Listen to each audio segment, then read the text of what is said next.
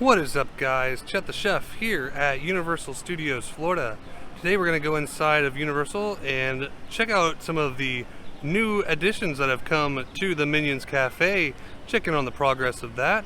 We'll take a lap around the park, see what else we can find, any new updates. Stick around.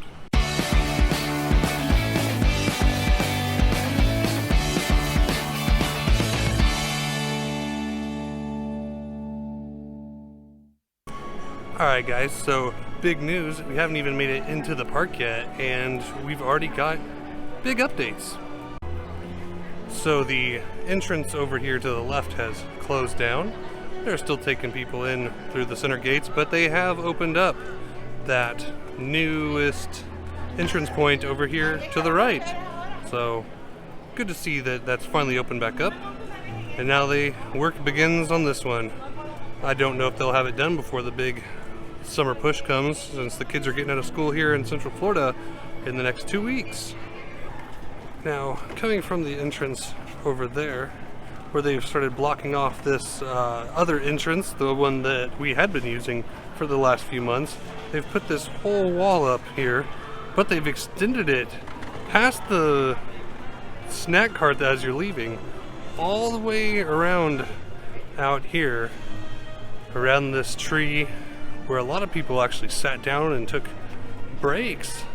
So I'm not sure how big of a thing this is gonna be of them changing this all out. I know that it's quite a big area of traffic, so yeah, they've completely blocked it off all the way past where you buy your tickets before you get in. Weirdly enough, not a lot of people really are ever using these, so I feel like those ticket booths there are kind of wasted at this point, with the years since this park has opened of having online sales. But it's very interesting to see what they're going to do around this area. I don't know if they're going to extend it out another 30 feet. If you can see the tip of it right there. There's another good like 30 or so feet that you could extend this entrance out towards this direction. Over here at this food booth next to the park information sign, no new updates yet, still not open, still nothing shown on those screens, so hopefully this thing will open up eventually. Alright guys, so I have some major updates on the Minions Cafe. Walking through the area, this is looking pretty awesome. Holy giant pink cupcake. So I've seen this thing's been mounted up for a few days now, but I just wanted to show it to you here that it's a cupcake with a minion on top with a little barrel sticking out of it for like a tank. I don't know if it's going to have any effect coming out of it, if this thing's going to spin. I know the one in Beijing, I believe, spins. But this thing's really coming along on the outside. They've put some paint on there, done some of the brickwork over here. Some guys over here working hard, all harnessed up. But this thing's coming along. The major update though comes on this side over here, where that's got that nice lavender purple over there. But all this spot over here is completely exposed now, looking really good. All the colors coming in, but I like these lamps. But I really like this. It's almost got that retro 90s Nickelodeon kind of look to it. As I step back a little ways, just kind of wanted to give you another shot of this Minions Cafe. Now I've heard this spot over here is actually going to be some kind of bakery, some kind of sweets, a shop in there. I don't know if there's going to be anything special to it. I know there's another sweet shop back down this way at the exit gift shop. So I don't know how that's going to work out. Over here at the soundstage, or at the amphitheater rather, they're prepping for something. I don't know what kind of show's coming in. I didn't see anything on the calendar, but they're setting up for some kind of cool show. Now I know that this drink stand has been behind these walls for quite a while now, and that this stand is getting some refurb treatment to it. I don't know what's going to really happen to this stand, if this is just another part of the Minions thing. they had over right over here had a food booth that was like for the Monsters Cafe, rest in peace. But I don't know if this one's gonna get a whole like Minions revamp to it or what they're gonna do with this one. Over here at the far end of New York, working on the library still.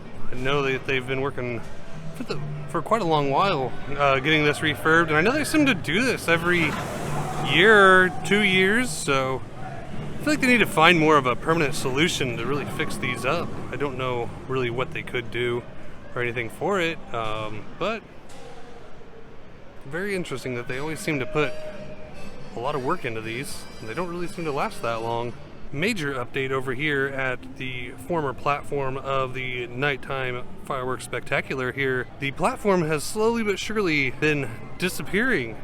This thing was all the way out here where these floats are, but it's gone now. They're totally packing this thing away and getting rid of it, so I must say that my former speculations of maybe turning this some kind of stage for a show are completely busted now. So I don't know what they're gonna do, how they're gonna set up the fireworks and all that stuff out here, or those projectors or anything. I don't know what kind of speculations to make about any future shows coming in for this, so we'll see what happens.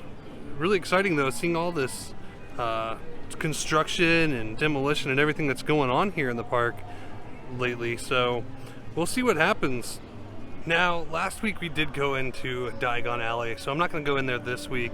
Not really many updates or anything going on in there. No changes, no new merch that I've seen, so we'll possibly pop in there next week, but this week we're going to take a week off of going through there because them Potter crowds get crazy. Over here in Simpsons, this hellacious wall still persists. It's a giant choke point here. I mean, they've got to be getting done with this. Thing's been up for quite a while, so unless they're putting something in that's miraculous, I still don't understand the point of this wall. I don't understand why this thing is here, but maybe it's just groundwork, I'd figure, but who knows at this point. Now over here at the former Kids Zone, there is no new updates to be had. The Nut House coaster still stands. You can still see the Curious George play area in the back. So I do now believe that thing is going to stay as well. I've seen some guys putting up some scaffolding a few moments ago, but nothing more than that. That's really all we're getting as of right now. As I came around the side of the SpongeBob StorePants, I noticed that the entrance to ET is still closed down. They've completely demolished it, and if you can see right there, there's an arm from a bucket truck out there moving something around a few moments ago. I couldn't exactly tell what it is. See, there it goes again. But I don't know what it's... I'm assuming just moving dirt around, just making renovations, but very interesting to see that they're getting so close to the entrance of ET. So I don't know what they're going to do with that, how they're changing this whole thing up. Now, I know going into the summer that this park is going to get very hot. These parks are outdoors for the most part, all the walking around. There are quite a few indoor rides and attractions here at Universal Studios, whereas Islands of Adventure has a lot more outdoor rides, has a lot more coasters, but the heat out here is been amazing these past few weeks, as in amazingly hot. It's been in the mid and upper 90s. I've been here at the park for about an hour now, and you know, I'm pretty sticky, pretty sweaty. We are in the Florida humidity down here, so I do recommend, you know, making sure when you're down here, make sure you're drinking plenty of fluids, making sure that you're taking lots of rest breaks. Being that I'm a former person from, you know, up north, no harm in just taking that break as you need it. Finding a shady bench, i.e. this bench over here. Super shaded. The temperature drops quite substantially once you enter this shaded area. I mean, and this is a good area to just chill out, eat a snack, take a break, just recuperate a little bit from just wandering around and getting in all the sun and the heat. Now I say all that because, you know, living here for the past year, we've mostly acclimated to, you know, the heat and everything, but there's still just a lot of uncertainties. My youngest daughter, who just turned 6 a few days ago, we were here in the early spring, and she got really sick from just being out in the heat, and we hadn't been monitoring her fluids and thinking about it, so we were just kind of letting her run around, and she started having really bad cramps and really bad pain, and we ended up having to go and talk with the medical people here at their facilities, and they were amazing. They took great care of her, and just let her rest and stuff, and she kind of just got over it, realizing that she just needed to cool down. So I mean, even if you're from here, it can take its toll on you, so just be careful.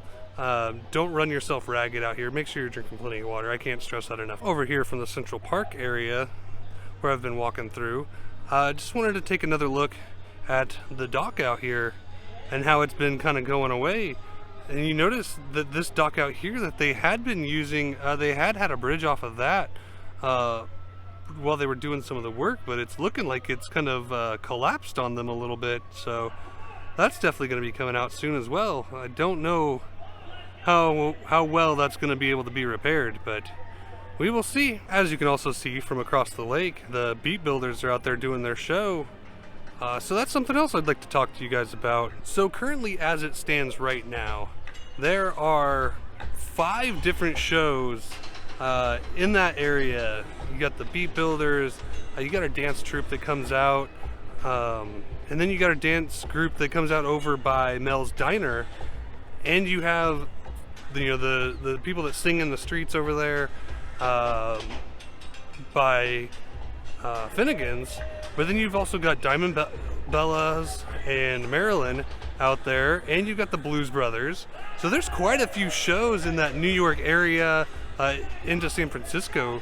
So it really makes me believe that Universal's either just really stepping these up, just testing out different shows and different things for that, or they are preparing for a very busy summer, just getting things out onto the streets to keep the guests entertained and trying to keep those wait times down for those rides. That's kind of like a trick that a lot of the theme parks use down here, is that if the crowd levels are getting really high, that's when they bring out more of the street performers, the meet and greets, and stuff to try to bring those wait times down for the rides. So just a trick they use, but it's just very interesting that they're got them out now, so that they are very well prepared for a very heavy traffic summer. So over here at Studio Styles, where the tribute store is going in, they have moved the ladle that had been sitting here on this counter. They've draped all the curtains down, so I feel like they're getting ready for something. You can see at the top up here they've put some more trimming up there to not be able to peek in, so I think they're really trying to disguise this now. To check the other side real quick, and it's full top of the window to the bottom of drapes. You can see some black curtain down there as well, but I don't think they're going to give us any more hints. So maybe the ladle was the only hint we're going to get about the possibility of that tribute store being a Jurassic Park tribute store, but we will see. When that opens up, I will be in there. I'll do a walkthrough the day it opens up. Over here at the Five and Dime, I'm showing you all this Chucky merch that they put out, which is usually where they have some on an HHN display. They have this super creepy Chucky mask that they have for sale over here. Kind of reminds me of Carrot Top. So something super interesting about the Five and Dime is that it is the exit for both the horror makeup show and the Bourne Stuntacular, which creates a lot of high traffic in that store. Not that I hate it or anything, just stating that that store can get very busy very fast when you're trying to go in there. It could be a little off-putting trying to get in there, but it's not a bad spot to have a lot of the big preview merch. So that's usually why I try to check there more than anything else, just seeing what kind of things they're going to put out. I don't know when the next HHN big teaser video is going to come out. I know they gave us one about, what, 2-3 weeks ago. We got one, so I think maybe next month will be the next time we get one. I'm not too sure. I know those don't come out super often early, but as we get closer to the HHN event, they will come out. So here's to hoping, here's to seeing what we're going to get. Super excited though, just seeing different things, and you know that we're in that time, which is really weird. You know, it's not even technically summer yet, but we're already talking about events and stuff that are going to start happening in September. So we'll see what happens. So we've walked our lap around Universal Studios. Didn't really see too much more than really was over there happening with Minions, but just pointed out a few things. So I think we're going to go ahead and make our way over to Islands of Adventure and see about what the status of Poseidon's Fury is looking like since its closure last week. Something I've noticed before I've walked into Islands, the light that's usually there at the top of the tower before you get in to Islands, the lamp is actually missing right now, so it must be under some kind of refurbishment, or they're rebuilding it or whatnot. But I feel like today's just a big day of outside of the park queue updates. So just walked into Islands, and I have to say, and I've probably said this before, but I just really want to reinstate that if you're towards the front of the park and you just want to walk over, it's more beneficial to walk over for time's sake than trying to ride the Hogwarts Express over. It took me maybe 5 minutes to walk over here from the front of the park, so it's give or take. If you really want to ride that Hogwarts Express, you know, do that by all means. Both ways have a different kind of show on that attraction, if you will. So I would say that walking is much simpler, much faster if you're trying to just get to the front of Islands. Walking into Islands of Adventure, I'm noticing that they've done a lot of landscaping over here, just kind of revamping this little entrance area over here. Same with this one over here. There's all these planter boxes, just getting some freshening up. So it's looking really nice over here. I really like the entrance into Islands of Adventure. It's really pretty over here. If you take the right out of Port of Entry, you'll make your way towards Seuss Landing over here, and they have another big construction wall over here. This is the first construction wall we've seen over here in Seuss for a little while, but it is quite large around that little play lagoon area over here. A little photo spot that they had there for this bridge. So I'm not sure exactly what they're doing behind there, but it is quite an extensively long wall, as you guys can see. So be excited to see what they're doing back behind there. Alright guys, now over here at the former home of Poseidon's Fury, they have covered up where it said, you know, the name Poseidon's Fury over here with this burlap whatever, and the escape from the Lost City is still visible, but they have completely drained the water from around it, and they've taken down the entryways and the queue line signs and everything, and all the switchbacks inside have all been taken down, and they are slowly draining this water out. I don't know what they're gonna do about getting all this growth pulled out and everything, and I mean, there are some small fish and everything in there, so I don't know what they're gonna do with all this lagoon area. I mean, it would be nice to see it get cleaned out. I mean, there is some trash from guests throwing junk over the side of the rail, which, you know, that's not cool, but it happens sadly. But I'm very interested to see what becomes of this area. You can look over here and see that this side of the lagoon has all been drained out over here, and the misters are still going back over there, and this low spot over here still has some water in it as well. So we will see what happens as this slowly gets either demolished or rethemed or something of the sort. Something's gonna happen to it. We don't know what yet, but we will find out eventually.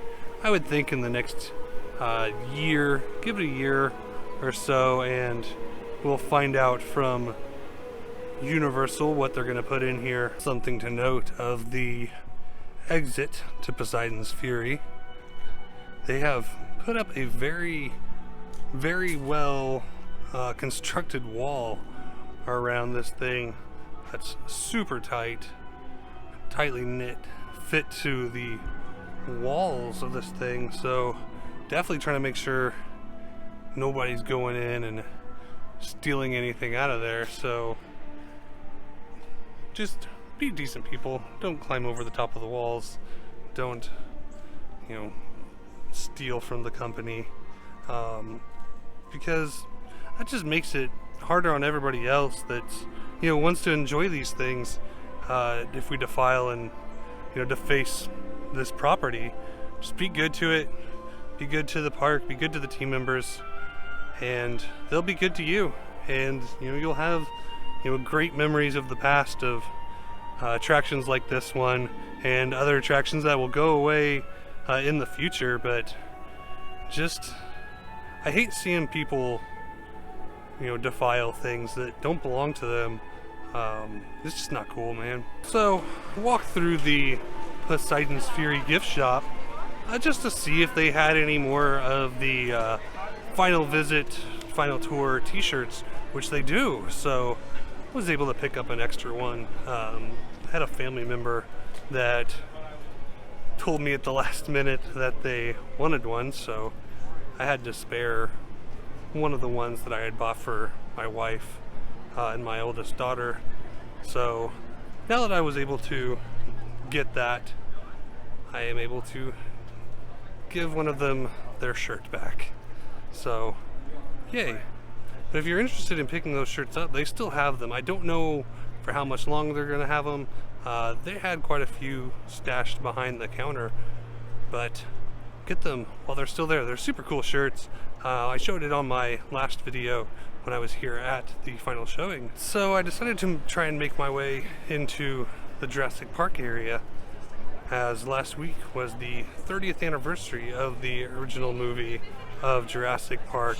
So I did want to try and stop over here at the gift shop for River Adventure, where I had recently talked to a team member over there that did mention that there was going to be 30th anniversary merchandise. So I just wanted to kind of stop in there and see if any of that merchandise was in the store, or if I have to wait for the tribute store to open up whenever that may be. So here we are at Jurassic Outfitters. Let's get inside and see if we can find any of this 30th anniversary merchandise. So I'm not finding any 30th anniversary merch over here, so I'm gonna believe that that's something we're gonna have to wait for with the tribute store coming soon eventually. I don't know when it's coming yet, but I would like to say that there are a few really cool things in here that I'd like to show you guys. If you guys have ever seen me here in the parks, I do wear these shoes quite a bit.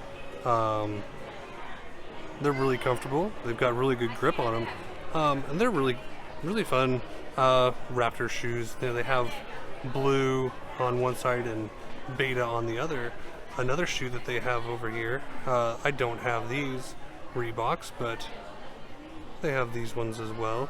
That's really cool that they have the little mosquito in them, but I don't know what this is really trying to be, but they are super fun. Something I'd wanted to show you guys from a previous video, but never got around to it, was these super cool plushes that they have. I've been a sucker for these for years. I have the Chris Pratt one from Jurassic World that I have on my desk actually, and I have a couple others, but I think these are super cute. Something else super cool for collectors or anything like that, they have a Jurassic Park chess set. Well, I'm really sad that I didn't find any of that 30th anniversary merch, but I guess we'll just have to wait until the tribute store opens up, which which will make for a fun video to do, kind of going through that when that opens up. I'm really looking forward to it. Jurassic Park is one of my favorite childhood movies. Was always super scary, but always kind of that adventure and, you know, the magic of it. And it's really cool because it's one of those things that has really stood the test of time, as far as the CGI and the, you know, work that they did with that. So I'm just really excited to see that and see that merch whenever it comes out. All right, guys, well, that's gonna do it today. Made my way around both parks, and holy construction walls. That's all I have to say about today. Seeing the walls in Toon Lagoon that is around where where Popeye's statue had been. That thing just keeps growing and shrinking and growing and shrinking. It's just, I don't know, it gets me how much that thing has been around a wall over the past year now.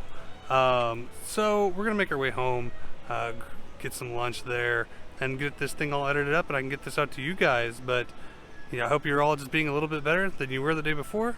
Chet the Chef, out.